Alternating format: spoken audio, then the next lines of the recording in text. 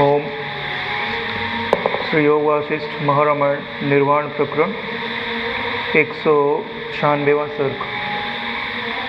जिस प्रकार गुरु शास्त्र आदि से उपदिष्ट उपाय से ब्रह्म की प्राप्ति होती है, वैसे ही दारू व वधिकों के आख्यान का संक्षेप में वर्णन। यानी यदि आपको ब्रह्म परमात्मा की प्राप्ति करनी है तो आपको गुरु के मार्ग का अनुसरण करना पड़ेगा। जैसा शास्त्र कहते हैं वैसा अनुसरण करना पड़ेगा, तब ब्रह्म की प्राप्ति होती है। और इसके विषय में जो हम अभी पढ़ेंगे वो है वैवधिकों का आख्यान। यानी जो जंगल में लोग रहते हैं वो कैसे आजीविका का पालन करते हैं, तो उन्हीं के आधार पर हम यहाँ समझेंगे कि उनके जीवन से हमें क्या शिक्षा मिलती है।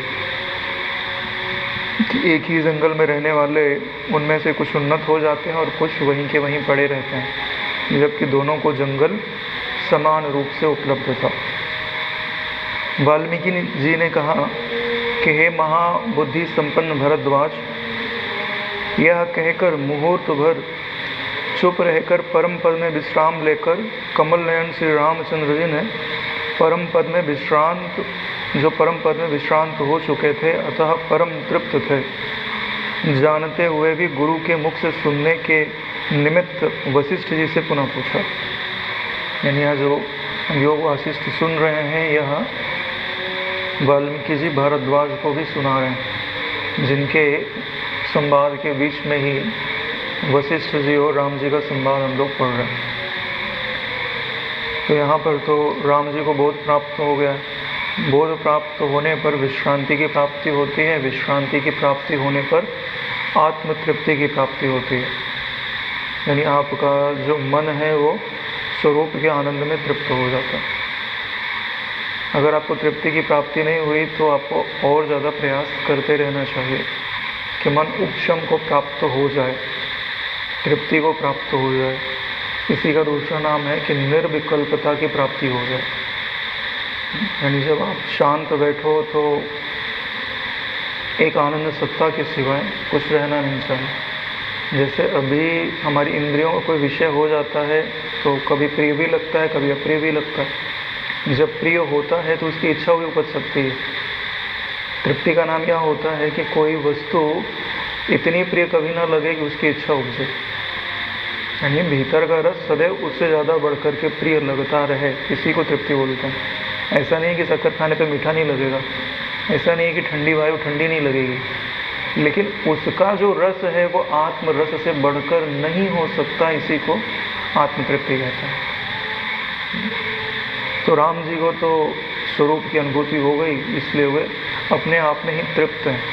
फिर भी गुरु जी के सामने उपस्थित हैं तो इसमें शांत रहना शोभा नहीं देता, क्योंकि जहाँ से और ज़्यादा पैसे प्राप्त हो सकते हैं तो आराम तो हम बाद में भी कर लेंगे। अभी ग्राहक है तो कमाई और कर लेनी चाहिए। आराम करने के लिए तो पूरा जीवन पड़ा है, उस सुख में सोने के लिए तो पूरा जीवन पड़ा है। लेकिन जब सत्संग का अवसर मिले ना तो सत्संग कर लेना चाहिए, क्योंकि सत्संग में नई बातें सुनने को समझने को मिलती हैं। एकांत तो आपको बहुत समय के लिए मिल जाएगा। वैसे भी जब एकांत रहता है तभी आप एकांत में रहना कहाँ चाहते हो। कुछ न कुछ उधेड़ बुन करते हो, किसी न किसी को ढूंढते हो, नहीं तो मोबाइल देवता तो है ही आपके एकांत को खाने के लिए। आज के लिए तो सबसे बड़ी तपस्या यही है कि क्या आप अपने मोबाइल को नियंत्रित कर सकते हैं। जब आप उसे पकड़ना चाहें तो पकड़ लें, जब छोड़ना चाहें तो छोड़ दें। इतनी क्षमता आप में है तो यह भी अपने आप में एक बड़ी साधना है। इसलिए वशिष्ठ जी से राम जी पुनः पूछते हैं। रामचंद्र जी ने कहा, हे भगवान, हे मुनि नायक, आप संशय रूपी मेघ के लिए शरद काल के समान हैं। जैसे शरद ऋतु आती है तो सारे मेघ छट जाते हैं, ऐसे ही जब आप गुरु जी के सम्मुख बैठते हैं और वो आपके प्रश्नों का उत्तर देने में तत्पर हैं तो आपके भीतर कोई संशय हो ऐसा हो नहीं सकता। बहुत सारे संशय तो केवल उनकी उपस्थिति मात्र से ही दूर होने लगता है, क्योंकि वो अपने आप में ही उस वायु को समेटे रहते हैं कि वहाँ बैठो तो अपने आप हवा चलने लगती है। जो गुरुमुख से आपने पहले सुना हुआ वो उनकी उपस्थिति मात्र से अपने आप याद आने लगता है। इस समय मेरे मन में एक हल्का सा संदेह उत्पन्न हो गया। संदेह है नहीं, जानबूझ के उपजा रहे। क्यों? क्योंकि हमारे पास संदेहों का भंडार है। विचार नहीं करो तो संदेह जन्म ले लेगा। क्योंकि संदेह स्वाभाविक ही आते हैं, उनको हटाना ये हमारा पुरुषार्थ होता है। यानी भाई नाम रूप देखोगे तो नाम रूप के अनुसार वृत्ति तो बनेगी ही। तो ये संदेह तो है ही है कि मैं हूँ कि नहीं। भाई कुछ दिखा, इसका मतलब वो है। इंद्रियां तो यही कह रही हैं, और तुम क्या कहते हो कि वह होते हुए भी नहीं है। तो ये अपने आप में एक संदेह। हाँ, ज्ञान हो गया तो आपका यह दृष्टि अत्यंत प्रबल है कि जो दिखता है सो मिथ्या होता है। यानी जब तक प्रारब्ध है, जब तक अंतःकरण से जुड़ाव है, तब तक संदेह ना हो ऐसा तो हो ही नहीं सकता। भले वो संदेह चाहे बाधित हो चाहे अबाधित हो। पूर्वोक्त प्रकार से संसार रूपी सागर से पार लगाने वाला यह महाज्ञान सकल वाक प्रपंच से परे है। यानी जो संसार रूपी सागर से पार लगा देता है, वो जो ज्ञान आपने मुझे पहले कहा है, वह तो प्रपंच से परे स्थित है। क्योंकि इस ज्ञान के द्वारा जो प्राप्त होता है वह तो प्रपंच से परे ही स्थित होता है। क्या प्रपंच के भीतर हो? क्या प्रपंच के प्रकाशक हो? अच्छा, क्या अधिष्ठान में प्रपंच प्रवेश करता है? अधिष्ठान में भी प्रपंच का प्रवेश नहीं है, क्योंकि कोई वस्तु हो तब तो कहा जाए कि ये उसमें प्रविष्ट हुई है। किसी का कहीं पर भी प्रवेश नहीं है। यानी वाक प्रपंच का विषय नहीं है। यानी जो हमारा आत्मा है, आत्म तत्व है, वो वाणी के द्वारा कहा नहीं जा सकता। उसकी ओर सिर्फ इशारा किया जा सकता है कि वो है, उसे वाणी के द्वारा पकड़ा नहीं जा सकता। देखो, वाणी का विषय होता भी वही है जो पांचों इंद्रियों में से किसी का विषय हो। भैया बात किसी का, तो जिसको कभी देखा है, जिसको कभी चखा है, जिसको कभी छुआ है, जिसके बारे में सुना है, तो पांचों इंद्रियों का जो विषय है उसी के बारे में तो आप बात करते हो। तो वाणी का विषय क्या है? जो पांचों इंद्रियों का विषय है। जो पांचों इंद्रियों का विषय नहीं है, वो वाणी का भी विषय नहीं होता। हे सममान्य, जो यह सद ब्रह्म केवल अनुभव मात्र गेय है। यह जो ब्रह्म है वह केवल अनुभव मात्र गेय है। अनुभव से ही जाना जाता है। जैसे आपके होने पने में क्या प्रमाण है? कभी आपने अपने आप को आंख से देखा, हाथ से छुआ, मन से सोचा, बुद्धि से निर्णय किया कि मैं हूँ, मैं यहाँ हूँ कि नहीं हूँ इसके लिए बुद्धि लगती है, मैं हूँ कि नहीं इसके लिए बुद्धि नहीं लगती है। नारायण, वह स्वभाव मात्र ही ये है। मैं हूँ यह जानने के लिए किसी और की जरूरत नहीं है, वह आप अपने आप से ही जानते हो। वह महान पुरुषों की वाणी से भी अवाच्य है। ये साधारण लोग ना बोल सकते हो तो महान लोग बोल ले जाओगे, तो ऐसी बात नहीं है। महान लोगों की वाणी का भी वह विषय नहीं है। क्योंकि यतो वाचो निवर्तन्ते अप्राप्य मनसा सह, इस श्रुति से वह शब्द प्रवृत्त निमित्त धर्म से रहित है। यानी ये पांचों इंद्रियां, मन सहित सब कुछ उसको पाने के लिए जाएं तो वहां से वापस लौट आते हैं, उसको प्राप्त नहीं कर पाते। अगर ये प्राप्त कर लेंगे तो बड़े हो जाएंगे, वो छोटा हो जाएगा। वो अप्रमेय है। नारायण, जितने भी प्रमाण दोगे कि वह है, उन समस्त प्रमाणों का वह साक्षी ठहरेगा, तो उन प्रमाणों के पकड़ में वो कभी आएगा ही नहीं। इसलिए कहते हैं शब्द प्रवृत्ति निवृत्ति धर्म से रहित है। शब्द उसके बारे में ना कुछ कह सकते हैं, ना कुछ नहीं कह सकते। न शब्दों की प्रवृत्ति है, न शब्दों की निवृत्ति ही है।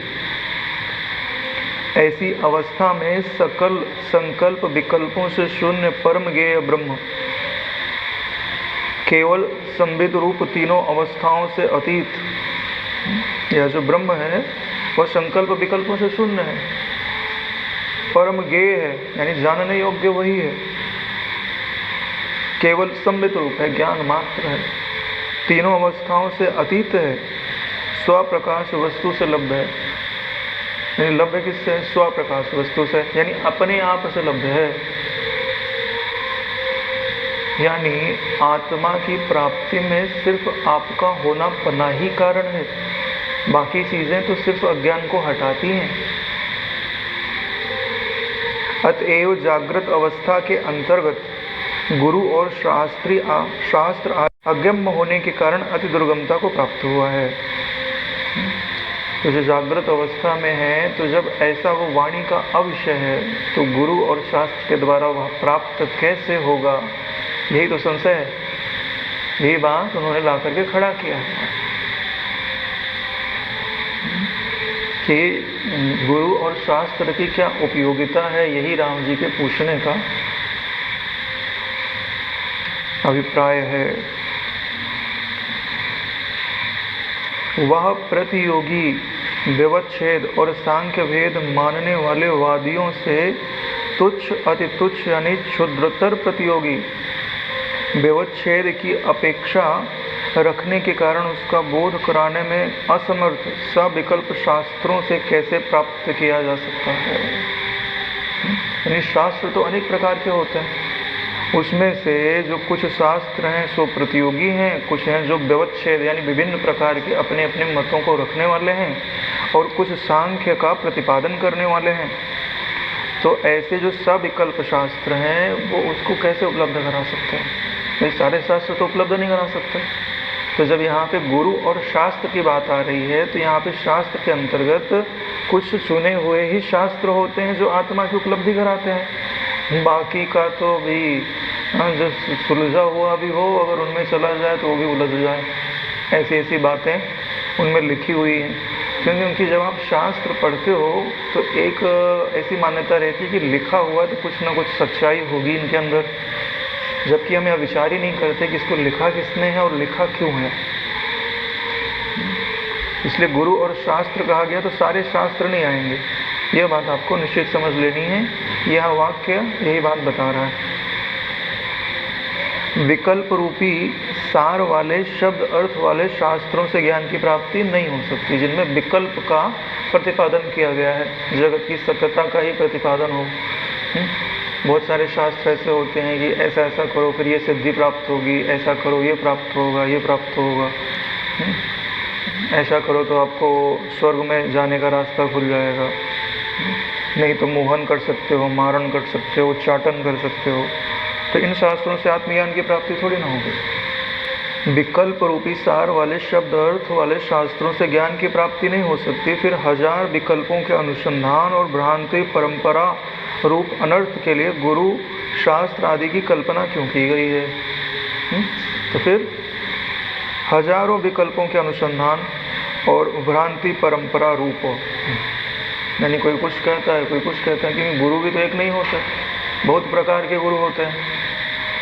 कोई कुछ मार्ग बता रहा है, कोई कुछ मार्ग बता रहा है, तो यह तो एक तरह से हजारों विकल्पों को पोषित कर रहा है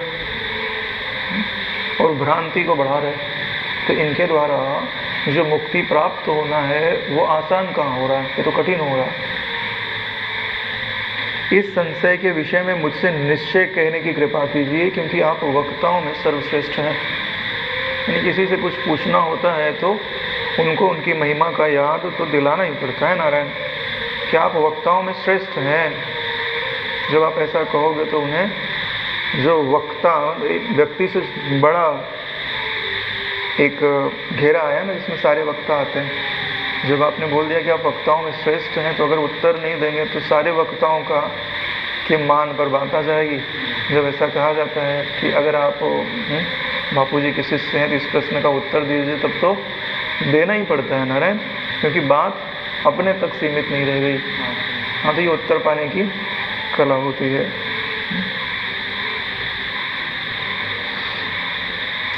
आप ही मेरे संशय का उच्छेद करने में समर्थ हैं। जब अनन्यता आ जाती है ना, तो सामने वाला अवश्य ही कुछ न कुछ बोलता अवश्य है कि आप ही मेरा कल्याण करने में समर्थ हैं, मेरे संशय को दूर करने में समर्थ हैं। जैसे आप कहीं फंसे हो और आप 10 लोगों को बुला रहे हो, हाँ, तो क्या पता कोई सुने नहीं, अरे तो उसने सोचा मैं जाता हूँ, तब तक हमने दूसरे का नाम ले लिया। बोले ठीक है, वो चला जाएगा। लेकिन व्यक्ति अगर एक ही नाम बुला रहा हो और कहीं उसने सुन लिया तो बोले यार मेरे को ना देखा होता तो चल जाता, इसने देख लिया और बुला रहा है, अब तो जाना ही पड़ेगा। हम लोग भी गांव में थे ना, तो देख लिया ना कि वहाँ कोई काम हो रहा है, ठीक है चुपके से निकल जाओ यहाँ से। लेकिन जब नज़र पड़ गई और नाम लेके बुला लिया, बोले अब तो जाना ही पड़ेगा, अब मना नहीं कर सकते। अब वशिष्ठ जी उत्तर देते हुए कहते हैं कि हे महाबाहो, यद्यपि यह शास्त्र ज्ञान का कारण नहीं है। जो शास्त्र होते हैं वो ज्ञान का कारण नहीं होते, क्योंकि ज्ञान तो स्वाभाविक है ना नारायण, क्योंकि शास्त्र नाना शब्द और अर्थों का भंडार है और परम पद नाम है। भाई शास्त्र शब्द और अर्थ ही तो देते हैं, और जो अपना पद है वो तो शब्दों से अर्थों से परे, वो शब्दों का भी प्रकाशक है और अर्थों का भी प्रकाशक है। यानी शब्द प्रवृत्ति निमित्त शून्य होने और असंश्लिष्ट होने के कारण परम पद न पदार्थ है न वाक्यार्थ ही है। यानी कि ना उसमें शब्द प्रवृत्ति है और न निमित्ती ही है, निमित्त शून्य है। भाई आपके होने का कोई कारण है? कोई कारण नहीं है। असंस्पृष्ट होने के कारण परम पद ना पदार्थ है, ना कोई पद का अर्थ है, और ना वाक्यार्थ, ना वाक्य का ही अर्थ है। और ये जो शास्त्र होते हैं उसमें कुछ शब्द होते हैं, कुछ पद होते हैं और कुछ वाक्य होते हैं, उन्हीं के ही अर्थ का प्रतिपादन तो शास्त्र करते हैं। तो हे रघुकुल दीपक, तथापि जैसे यह शास्त्र आदि उत्तम ज्ञान और उसके फल मोक्ष के प्रति कारण हुआ है, वह संक्षेप में मुझसे सुनिए। पहले तो उनकी बात का उन्होंने समर्थन कर दिया, लेकिन अब गुरु और शास्त्र के द्वारा ज्ञान तो प्राप्त होता ही होता है। तो अब बताते हैं कि हे रघुकुल दीपक, जैसे यानी जिस प्रकार से यह शास्त्र उत्तम ज्ञान और मोक्ष रूपी फल को प्रदान करने वाला है, वह आप मुझसे संक्षेप में सुन लीजिए। अब ये इसी के लिए उन्होंने वैवधिकों का आख्यान प्रारंभ किया हुआ है। कहीं पर चिरकाल से दुर्भाग्य में पड़े हुए बहंगी कांवर ढोने वाले कीकर यानी कीरक देश के लोग थे, यानी जो जंगल में नहीं रहते, लकड़ी वगैरह ढोया करते हैं, यानी बोझा उठाने का काम करते हैं, कीरक कहते हैं उनको। वे जैसे ग्रीष्म से पुराने वृक्ष सूख जाते हैं, वैसे ही दुख से शेष को प्राप्त हुए।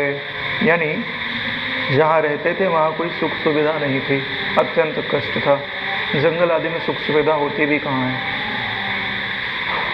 चीथड़ों की कंथा से ओढ़नी बनवाने वाले दुरंत दारिद्र ने वैसे ही उनका मुंह और अंतःकरण दीनहीन बना दिया, जैसे कि बाण टूट जाने से निकल गए जल से कमल निष्प्रभ हो जाते हैं।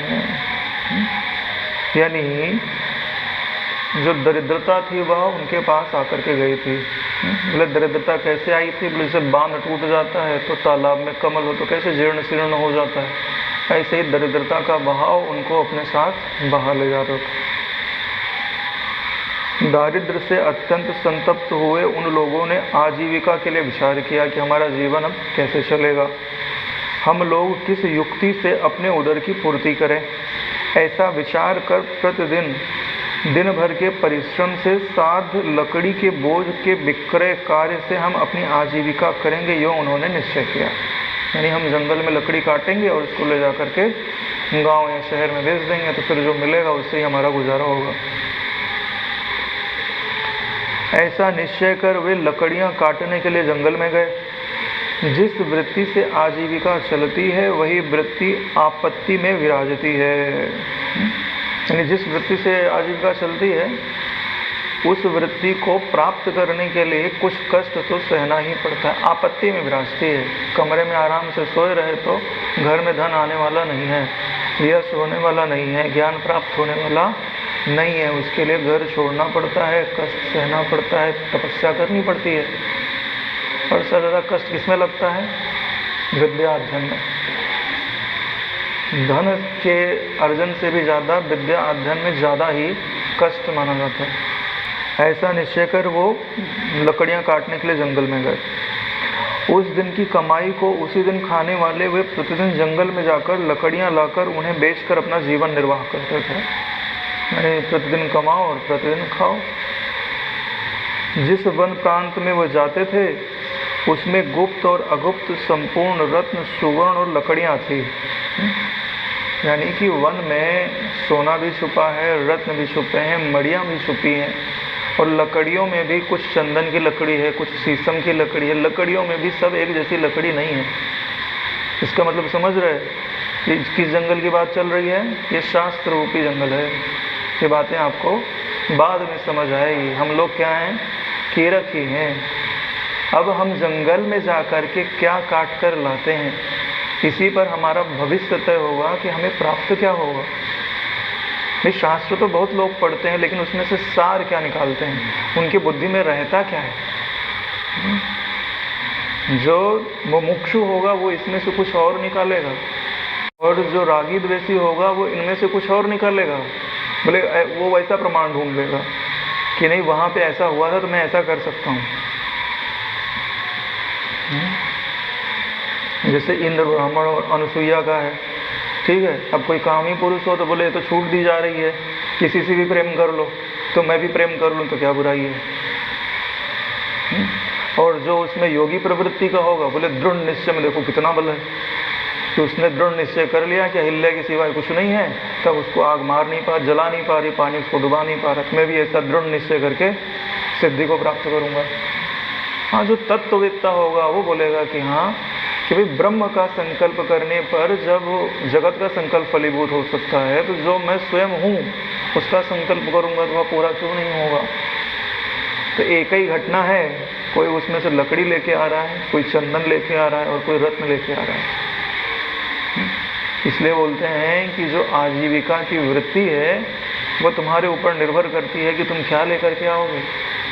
तो तुम्हारी वृत्ति पे निर्भर करता है, बुद्धिमानी पे निर्भर करता है। इसलिए सबसे पहले समझ लो कि इन जंगलों में मिलता क्या क्या है। तो क्या कहते हैं, इसमें गुप्त और अगुप्त कुछ ऐसी चीज़ें होती हैं जो गुप्त हैं, उनका प्रकाशन करने के लिए उनके जानकार लोगों की ज़रूरत पड़ती है।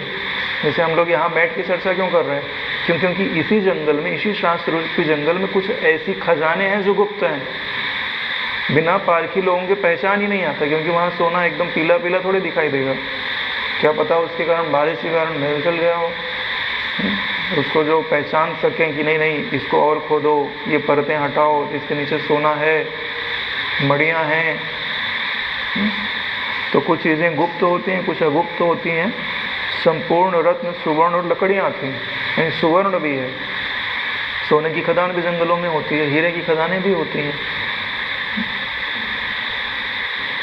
बापूजी नहीं बताते हैं कि वो बकरियों के पैर में बांध देते थे लोहा, तो सोना बन जाता था। तो पारस कहाँ मिलते हैं? पर्वत पर्वत पारस मिलते हैं। तो कितनी सारी मड़ियाँ हैं, चंद्रकांत मणि वगैरह भी पर्वतों पे मिलती है। तो पहचानने वाला चाहिए, तब तो पता चलेगा उसको। उन लकड़हारों में से कुछ भाग्यशाली लोग कुछ ही दिनों में वन से उन विविध रत्नों और सुवर्णों को पा गए। जो भाग्यशाली थे वो क्या प्राप्त कर रहे हैं? रत्न और सुवर्णों को प्राप्त कर गए कुछ ही दिनों में। तब उनको लकड़ी काटने की ज़रूरत है? दरिद्रता रहेगी? कोई दरिद्रता नहीं रहेगी, यानी उन्हें आत्म उपलब्धि हो जाएगी। यानी शास्त्र में जा कर के उन्होंने रत्न पाया है, सुवर्ण पाया है, लकड़ी नहीं पाई, लकड़ी नहीं उठाया उन्होंने। यानी परम पद की पहचान कमाई है। कुछ कीरक लोग चंदन की लकड़ियाँ और कुछ केवड़े और चंपा के फूल, कुछ लोग अच्छे अच्छे फल बेचकर जीविका, चिरकाल तक जीविका चलाते रहे। पहले उत्तम लोगों की बात बता दी, फिर मध्यम लोगों की बात बता दी। भाई वहाँ चंपा का फूल या दुर्लभ प्रजाति के फूल हैं, उनका वजन भी कम है, लकड़ी जितना भार भी नहीं उठाना है, और उसका मूल्य भी ज़्यादा मिलता है। लोग उससे ले जाके इत्र बनाते हैं, इत्र कितना महंगा बिकता है। वहाँ से फल ला करके भी बेच सकते हैं। भाई फल की कीमत तो लकड़ी से ज़्यादा ही होगी। कुछ अभागे, अब बात आ गई तीसरे तरीके के लोगों की, कुछ अभागे अच्छी चीज़ों को खोजने में अकुशल, यानी जो श्रेष्ठ चीज़ है उसको वो खोज नहीं पाते हैं। बोले खोज क्यों नहीं पाते हैं? क्यों? क्योंकि वो इंद्रियगामी हो गए, बुद्धि का उपयोग नहीं कर रहे। जो बुद्धि का उपयोग करेगा वो दूसरे को देख के भी तो सीख सकता है, लेकिन वो दूसरे से सीखना नहीं चाहते क्योंकि अहंकारी है। दूसरे से सीखना, देखो अपनी बुद्धि नहीं है और दूसरे का मानना नहीं है, तो नारायण उसकी उन्नति हुई? कभी उन्नति नहीं होगी। वो लकड़ी काट के बेच रहा था और बेचता ही रहेगा। हम छोटे थे तो हमारे आचार्य जी कहानी सुनाया करते थे। एक राजा गया जंगल में, भटक गया, फिर एक चरवाहे को मिला, लेके गया उसको, भाई लकड़ी काटने वाले को, चरवाहा मतलब लकड़ी भी काटते हो। उसने उसको रोटी वोटी खिलाई, पानी वानी पिलाया। फिर खोजते खोजते उसके सिपाही वगैरह भी आ गए। फिर जब राजा जाने लगा तो बोले ठीक है क्या मांगते हो? बोले मेरे को जंगल दे दो, मेरा अलग से जंगल रहेगा। अपने मन में सोचा लकड़ियाँ काटूंगा और बेचूंगा। राजा ने सोचा इतनी सेवा की है, चलो इसको दे देते। तो उठा के चंदन का जंगल दे दिया उसको। क्या दे दिया? चंदन का जंगल दे दिया। अब उसको मूर्ख को पता ही नहीं कि चंदन का जंगल है। और गया वो लकड़ी काटे और उसका कोयला बनावे। चंदन को काटा और उसका कोयला बनाया और बेच दे। अरे भाई उसकी लकड़ी काट के बेच दो तो कोयले से तो 1000 गुना ज़्यादा बिकेगी। बहुत दिनों के बाद फिर राजा मिला तो देखा तो वो फिर उसे वैसे ही दीनहीन है। बोले मैंने तो तेरे को चंदन का जंगल दिया था। बोले कहाँ है जंगल? ले गए, देखा सारे पेड़ काट डाले, थोड़ा बहुत एक आध पेड़ बचा था। तो बोले क्या किया तूने इनके साथ में? हरा भरा जंगल था पूरा। बोले मैं तो लकड़ी काट के कोयला बना के बाजार में बेच देता हूँ। अरे बोले मूर्ख, चल मेरे साथ। बोले इतनी बड़ी लकड़ी लेके गया और बाजार में जाके पूछ के आया इसका दाम कितना है। जब गए तो पता चला तो चंदन की लकड़ी है। अरे बोले साल भर कोयला बेचूं उससे ज़्यादा तो एक दिन की कमाई है मेरी। बोले ठीक वही हाल है कि हमें उस वस्तु के मूल्य का ही पता नहीं है जो हमें प्राप्त है, वो सच में नहीं पता है। पता होता ना नारायण तो हम लोग मालामाल हो गए होते। ये जो अद्वैत ज्ञान है ना, इसका मूल्य हमें सच में नहीं पता। तो पता कब चलता है पता है? जब आप मन तनुष्ठान के द्वारा सूक्ष्म लोक से संपर्क जोड़ लो, तब तुमको पता चलेगा कि तुम जो कर रहे हो उसका फल कितना बड़ा मिलता है। इसलिए तो गुरु मंत्र दिया गया है आपको कि आप उसके द्वारा सूक्ष्म लोकों से संपर्क करके आप जो कमा रहे हो उसका मूल्य कितना है ये समझ सको मरने के पहले। यानी कुछ समय रहे तो फिर तुमको समझ में आएगा कि मुझे क्या करना चाहिए और क्या नहीं करना चाहिए। कुछ अभागे और अच्छी चीज़ों को खोजने में अकुशल जंगली कीड़क अच्छी वस्तुएं ना पाकर खराब जलाऊ लकड़ियां लाकर बेचकर जीवन यापन करते थे। अब भाई ये जलाऊ लकड़ियां लाकर बेच के जीवन यापन क्यों कर रहे हैं? क्योंकि ये अच्छी वस्तु को खोज पाने में सक्षम नहीं है, लेकिन जंगल में उपलब्ध सब कुछ है। अब राम जी को तो उत्तर तुरंत ही समझ में आ गया होगा कि ये कहना क्या चाह रहे हैं कि शास्त्रों के अंतर्गत उत्तम से उत्तम वस्तु भी विद्यमान है, मध्यम वस्तु भी विद्यमान है और कनिष्ठ यानी जो केवल शब्दों का ही बोझ ढोवे। भाई ऐसे लोगों को मैंने देखा है कि भगवत गीता उन्होंने पूरी याद कर रखी है। मैंने बोला भाई अर्थ का विवेचन भी कर दो, तो बोले अर्थ तो हमको नहीं आता है। यानी श्लोक तो उन्हें याद है लेकिन उन्होंने कभी भी अर्थ का अनुसंधान नहीं किया। अर्थ का अनुसंधान ना होने के कारण क्या है कि उसका फल उन्हें प्राप्त नहीं हो रहा है। पुण्य प्राप्त होता है, फल प्राप्त नहीं होता। फल कब प्राप्त होगा? भाई जब बीज को लगाओगे फिर वृक्ष बनेगा, फिर फल देगा ना। तुम बीज तो बो ही नहीं रहे हो।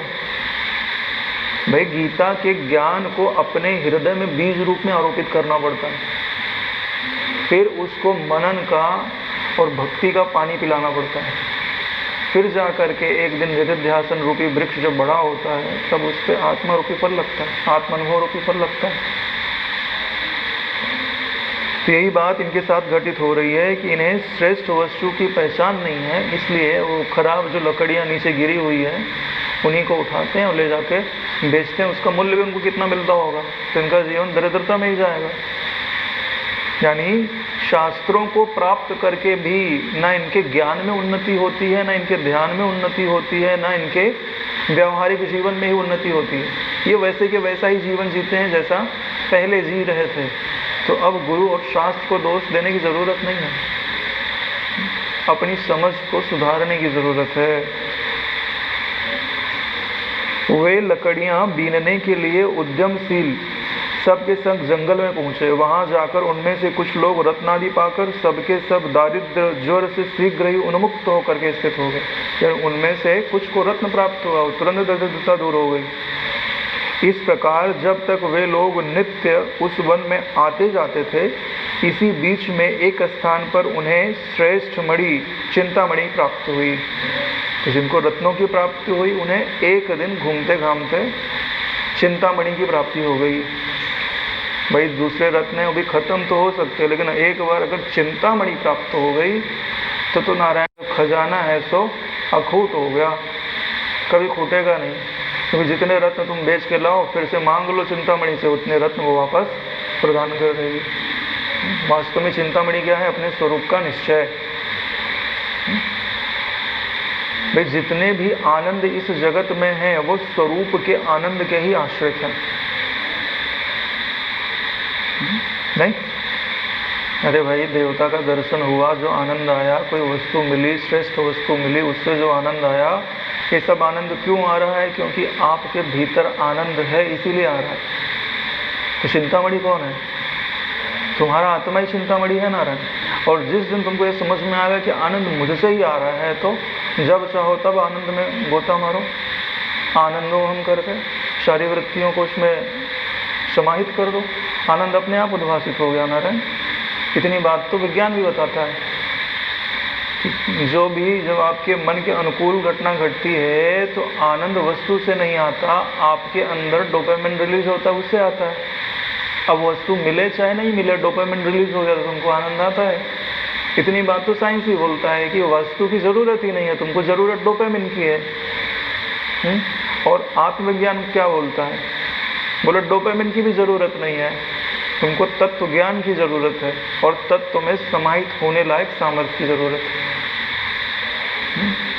भाई तानि सर्वाणि संयम में युक्त आसीत मत्परा। अगर आप इंद्रियों को सहमित ही नहीं करोगे तो तत्व ज्ञान कितनी सुनाया जाए वो काम नहीं करेगा। यानी इंद्रियों को पकड़ करके जबरदस्ती आत्म शांति में पहले डुबाना आना चाहिए। तो एक बार उसको रस लग गया ना तो अपने आप आएगी, अपने आप डूबेगी और एक दिन ब्रह्म में डूबते डूबते वो ब्रह्म रूप हो जाएगी।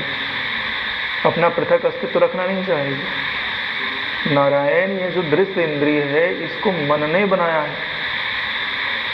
ये जो पांचों ज्ञान इंद्रियां हैं ये मन का कार्य है, वो पांचों कर्म इंद्रियां ये भी मन का कार्य है। और मन ने इनको क्यों बनाया है? इस जगत को चखने के लिए, इस जगत में कुछ करके कुछ पाने के लिए। जब उसकी यह मान्यता विदा हो जाती है तो ये ज्ञान इंद्रियां अपना स्वभाव छोड़ देती हैं, मन में समाहित हो जाती हैं, ज्ञान इंद्रियां भी कर्म इंद्रियां भी। तो बोले फिर वो देखता नहीं है क्या, वो सुनता नहीं है क्या? अरे नारायण उसके देखने और सुनने की जो सामर्थ्य है वो असीमित हो जाती है। इंद्रियां बनाने के कारण उसकी क्षमता बढ़ी नहीं है, सीमित हो गई है नारायण। अरे भाई तुम कितना देख सकते हो, लेकिन ब्रह्मा जी चाहे तो, शिव जी चाहे तो कितना देख सकते हो? सर्वज्ञ है नारायण वो। तुम अल्पज्ञ हो। क्यों? क्योंकि तुमने एक मटका बना लिया, 5 छेद कर दिए, उसके अंदर बैठ गए। अब ऐसा करो मटका तोड़ दो तो तुम्हारे ज्ञान की सीमा बढ़ जाएगी। जो लिमिट बांधी है ना प्रकृति ने तुम्हारी देखने की, सुनने की, चखने की, बड़ी लिमिट है। शरीर के अंदर कितना ज्ञान अनुभव कर सकते हो? देखने की क्षमता कितनी? 3400 इंगस्ट्रॉम से 4700 इंगस्ट्रॉम। सुनने की क्षमता कितनी? 20 हर्ट्ज से लेकर के 20,000 हर्ट्ज तक। चखने की क्षमता कितनी, जीभ पे जो 6 भाग बना दिए गए, उस हिस्से में जब टकराएगा इस चीज़ों का बोध होगा। बहुत सारे ऐसे स्वाद हैं जिनका स्वाद लेने का विधान आपके माइंड के पास दिया ही नहीं गया और स्वाद अवेलेबल है। भाई कुछ ही स्वाद तो है, भाई मीठा है, तीखा है, कड़वा है, खट्टा है, कुछ ही स्वाद का तो आपको अनुभव है। ये लिमिट बांधी गई है कि आपको इतना ही मिलेगा, इतने में ही संतोष करके रखो। और बड़ी बात क्या है ना कि हम इतने में ही राजी हो गए। अरे जो प्राप्त परिस्थिति में संतुष्ट हो जाता है ना, वो कभी उन्नति नहीं करता। तुम अगर 3,000 की नौकरी में संतुष्ट हो तो 3,000 से ज़्यादा नहीं बढ़ेगा। देखो वो बात नहीं बता रहे अध्यात्म की, सच्चाई बता रहे हैं। जिस विषय में आपको उन्नति करनी है उस विषय में आपको असंतुष्ट होना चाहिए। विद्या अध्ययन करने वाला बोले इतने से काम चल जाएगा तो आगे पढ़ेगा क्या?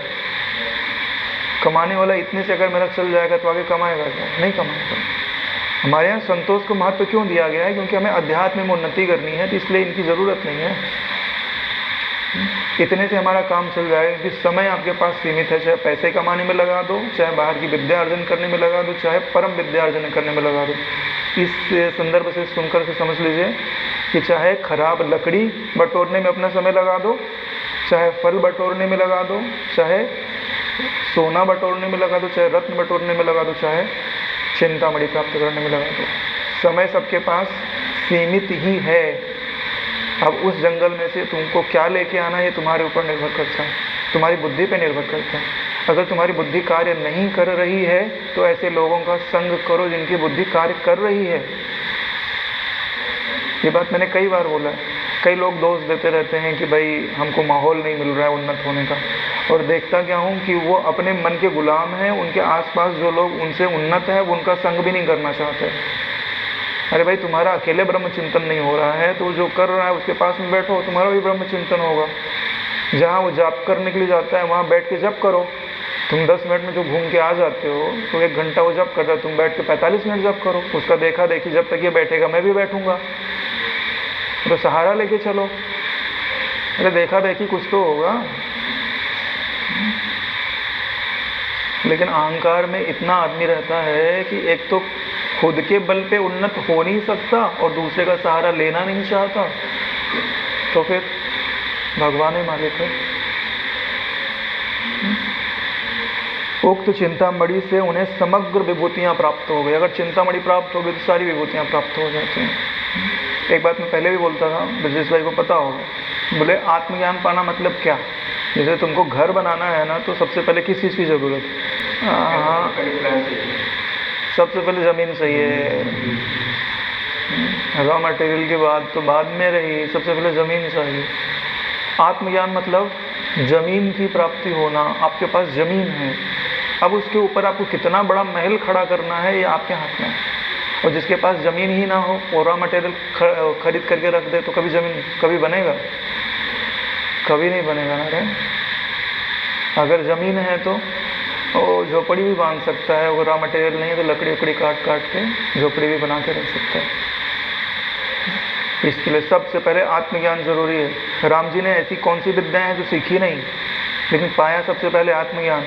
फिर विश्वामित्र जी के साथ में गए और कितनी प्रकार की विद्याएं सीखी, अस्त्र शस्त्र नाना प्रकार के अस्त्र शस्त्र नाना प्रकार की विद्याएं, चमत्कार करने वाली, कलाएं बढ़ाने वाली, सामर्थ्य बढ़ाने वाली। लेकिन वो सारी चीज़ें शोभा कब देती हैं? जब ज़मीन हो पहले। इसलिए गुरुजी हमारे सबसे पहले हमको क्या देना चाहते हैं? आत्मबोध प्राप्त कर लो। आत्मबोध के पश्चात दूसरी सारी विद्याएं आपकी शोभा बढ़ाएंगी। अगर आत्मबोध नहीं है तो किराए के घर में रहोगे, चाहे जितना सजा लो, ठीक है, एक दिन छोड़ना पड़ेगा। और लेकिन आत्मबोध है तो वो चीज़ें छोड़ने की ज़रूरत ही नहीं है। सच्चाई बताऊं, जैसे आपने यहाँ पर तप करके विद्याएं प्राप्त कर ली, सिद्धियाँ प्राप्त कर ली, और आपको आत्मबोध नहीं है, तो जब मृत्यु काल आएगा ना तो आपको ये सारी सिद्धियाँ छोड़नी पड़ेंगी, लेके नहीं जा सकते। लेकिन तत्वबोध है तो जहाँ जाओगे ना वहाँ सिद्धियाँ भी जाएंगी, कोई रोक नहीं सकता। क्यों? क्योंकि उसके ऊपर लगाम लगाने वाला कोई नहीं। निषेधुम क्षमेत कह, उसके ऊपर निषेध लगाने वाला कोई है ही नहीं। ये स्वतंत्रता है, यानी ये दृष्टांत पूरा फिट बैठता है। तुम्हारे पास जमीन है ना, तुम्हारे पास मकान है, जो भी रखोगे वो तुम्हारा है, सदा के लिए तुम्हारा है। लेकिन तुम्हारे पास अगर जमीन नहीं है, तुमने दूसरे की जमीन में घर बनाया, तो जब चाहेगा हड़प लेगा। उसे सबसे पहले आत्मबोध पाना चाहिए, मैं क्या हूँ। फिर तुम्हारे निश्चय को कोई डिगा नहीं सकता। शुक्राचार्य के निश्चय को डिगा पा रहा है? उन्होंने घर बनाया, भले उल्टा सीधा ही बनाया, ठीक है, लेकिन उनके भी घर को कोई बिगाड़ नहीं पा रहा। दुर्वासा जी के घर कोई बिगाड़ पा रहा है? चंद्रमा के घर को कोई बिगाड़ पा रहा है तो बिगड़ा, मतलब दूसरे को परेशानी देता है, लेकिन उनके घर को कोई छेड़ने की हिम्मत नहीं करता। क्यों? अपनी जमीन पे बनाया उन्होंने। स्वतंत्र अंतःकरण है उनका, अविद्या नहीं है। जहाँ अविद्या होती है वहीं दूसरे का बल चलता है, जहाँ आत्मविद्या होती है वहाँ स्वराज्य होता है, वो भी निष्कंटक। फिर जो मर्जी सो बनाओ, भाई तुमको हमारे राज्य में रहना है तो ऐसे ही नियम चलेगा। क्यों? क्योंकि हम यहाँ के राजा हैं। राजा क्यों है पता है? क्योंकि इससे उनको कोई मतलब ही नहीं है। आत्मरस में इतने तृप्त हैं कि बाहर की घटनाओं का कोई अर्थ ही नहीं है उनके लिए। इसलिए यहाँ पे क्या कह रहे हैं कि उक्त चिंतामणि से उन्हें समग्र विभूतियाँ प्राप्त हो गई, अतः परम सुखी होकर वे वहाँ सुख से रहने लगे। वे लकड़ियों के पानी के लिए उद्योगशील हुए थे। सब पदार्थों को देने वाली बहुमूल्य मणि को पाकर जैसे देवता स्वर्ग में सुख से रहते हैं, वैसे ही शीतोष्ण आदि दुख से रहित होकर रहने लगे। गए तो उसे लकड़ी काटने के लिए, लकड़ी मिल जाएगी, बेच देंगे, गुजारा हो जाएगा। मिल गई चिंतामणि, और चिंतामणि मिल गई तो देवताओं के जैसा रहते हैं। कभी सपने में भी सोच नहीं सकते कि हम ऐसे रह सकते हैं। उन कीरक देश निवासियों, बहंगी ढोने वाले लोगों को लकड़ियों के लिए किए गए उद्योग से ही बहुमूल्य उत्तम मणि मिली।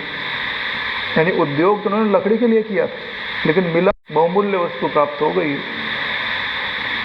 उक्त सकल पदार्थों तथा उत्तमोत्तम धनों से प्राप्त हुई पूर्णतया वश, भय मोह विषाद क्लेश से रहित हो आनंद पूर्ण बुद्धि वाले वे अन्य लाभ हानियों के विषय में समता को प्राप्त होकर रहते थे।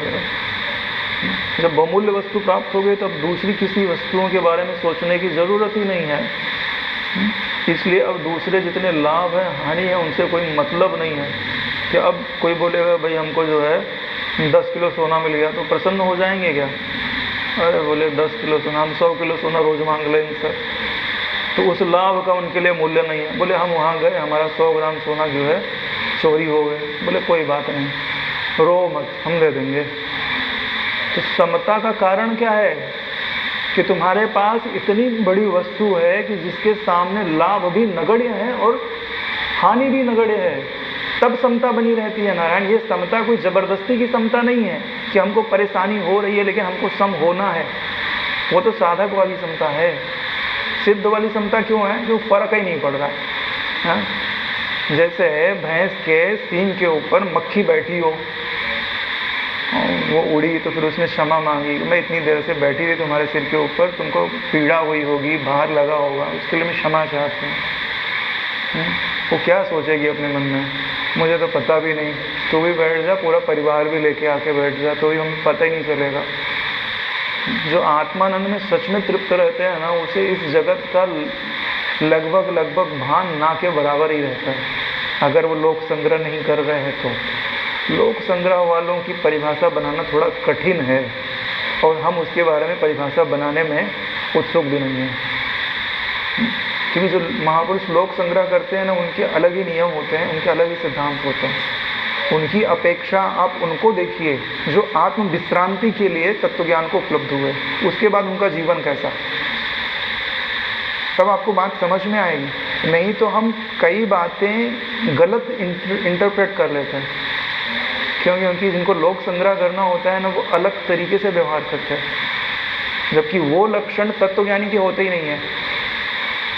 वो लक्षण तत्वज्ञानी के नहीं होते, और आप मान लेते हो कि वो तत्वज्ञानी के लक्षण है, तो फिर वैसा ही आप देखने लगते हो, तो अब विश्रांति की जगह पर आप कहीं और का ध्येय बन जाता है। इसके लिए जो तत्वज्ञानी लोग होते हैं ना, उनके जीवन को बड़ी बारीकी से देखना पड़ता है कि तत्व ज्ञान के उपरांत इनके जीवन में क्या घटा है। अगर उनके बीच का 4, 5, 10 साल अगर आपने हटा दिया तो आप गलत अर्थ लगा लोगे। जब उनको तत्व प्राप्त हुआ तो उसके 5, 10 साल के तक उनका अंतःकरण कैसा था वो समझो, तब आपको बात सच्ची समझ में आएगी। उसके बाद उन्होंने क्या स्वीकार कर लिया वो देखोगे तो समझ में नहीं आएगा। यहीं पर आज 196वां सर्ग समाप्त होता है। आज यहीं विश्राम लेता है। ओम कायेन वाचा मनसेन्द्रियैर्वा करोमि यद्यत् सकलं परस्मै श्रीसद्गुरुवेति समर्पयामि। ओम सहनावतु सहनौ भुनक्तु सह वीर्यं करवावहै तेजस्विनावधीतमस्तु मा विद्विषावहै। ओम शांति शांति शांति। श्री सद्गुरुदेव भगवान की जय।